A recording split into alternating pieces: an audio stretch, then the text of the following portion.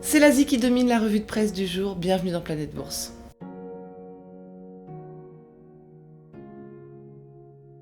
Après Toyota, c'est Nissan qui fait les frais du tremblement de terre qui a touché le Japon la semaine dernière. Le constructeur suspend 2 lignes de production pour 2 jours pour cause de pénurie d'approvisionnement de sa filiale Hitachi Astemo. Nissan qui annonce par ailleurs investir 1 milliard de livres dans son usine britannique dédiée essentiellement aux technologies vertes. Thai Airways International supprime un tiers des postes de direction, soit 240 emplois, dans le cadre de sa restructuration. L'indice du commerce électronique dévoilé par l'ONU place la Chine à la 55e place au niveau mondial. La faiblesse d'accès à Internet à 64,5% en mars 2020 justifie ce placement. Nippon Steel va réduire de 20% la production de ses hauts fourneaux pour faire face à la surcapacité du Japon et s'approcher des objectifs du gouvernement en matière de neutralité carbone.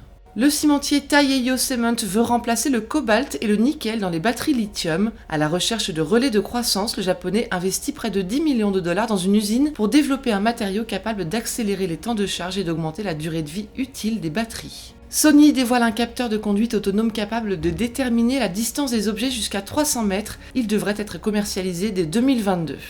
Kioxia dévoile une nouvelle puce mémoire NAND plus petite et plus rapide en vue de la 5G. Il rejoint Micron Technology et SK Hynix dans le club fermé des fournisseurs de cette technologie de pointe. Huawei va réduire sa production de smartphones de 60% cette année pour livrer seulement 70 à 80 millions d'appareils contre 189 millions en 2020. En Inde, les conditions d'exploitation se durcissent pour les géants du streaming. Netflix, Amazon et Disney sont sous le joug du gouvernement qui surveille étroitement et censure les contenus diffusés sur les plateformes. Le marché indien est alléchant, mais il se révèle plus difficile que prévu à pénétrer. Et la démographie a un fort impact sur les perspectives économiques d'un pays, et après l'Italie, c'est Hong Kong qui déplore une crise de natalité aggravée par les décès de la pandémie. La population de la ville baisse pour la première fois en 17 ans. En Europe, Allianz enregistre 2,2% de baisse de son bénéfice trimestriel et un recul de 9,3% de son bénéfice d'exploitation, le premier recul depuis 2011.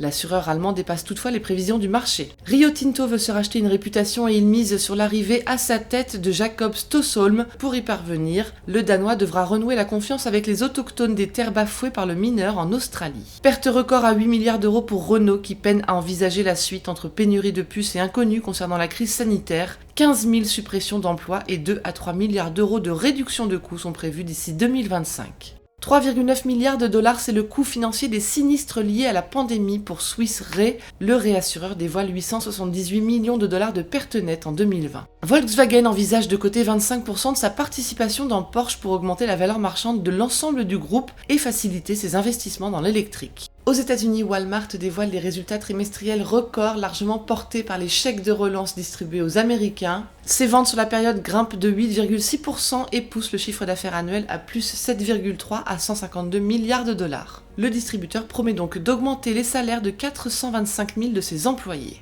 IBM envisage de céder IBM Watson Health, son unité d'intelligence artificielle dédiée au secteur de la santé. IBM Watson Health engrange 1 milliard de dollars de chiffre d'affaires mais n'est pas rentable.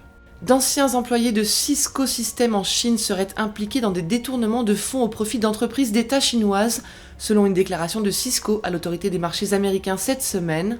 CoStar veut racheter CoreLogic pour 6,9 milliards de dollars, dépassant ainsi l'offre de 6 milliards déposée par les sociétés de capital investissement Stone Point Capital et Insight Partners. Et enfin, détenir du Bitcoin, c'est mieux que le cash, c'est la nouvelle déclaration d'Elon Musk qui ajoute lorsque la monnaie fiduciaire a un intérêt réel négatif, seul un idiot ne regarderait pas ailleurs. Je vous laisse avec ça, à lundi.